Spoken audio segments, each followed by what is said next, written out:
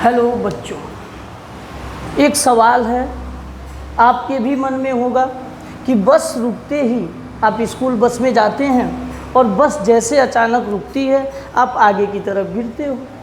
क्यों आगे की तरफ गिरते हैं, इसके पीछे का रीज़न क्या है?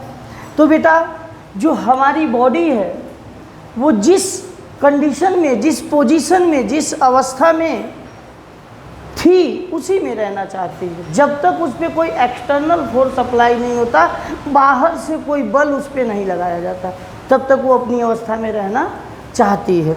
हम ये कह सकते हैं कि जब किसी वस्तु पर बाह्य बल न लगाया जाए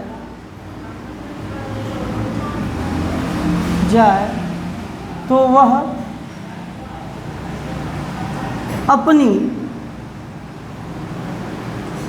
प्रारंभिक अवस्था में रहती है।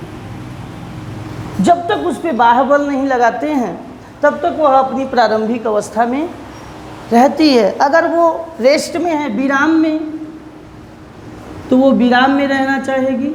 अगर वो गति में है तो गति में रहना चाहेगी, जब तक उस पर एक्सटर्नल फोर्स नहीं लगाएंगे। अब इसके पीछे का रीज़न ये है कि आप बस में बैठे हो, बस क्या कर रहा है, मोशन में है, गति में है, तो आप भी उसमें बैठे हो, आपकी पूरी बॉडी गति में है, बस के साथ आप भी चल रहे हो। और बस अचानक रुक गया और आपकी जो बॉडी है वो अपने पोजीशन को नहीं चेंज कर पाई।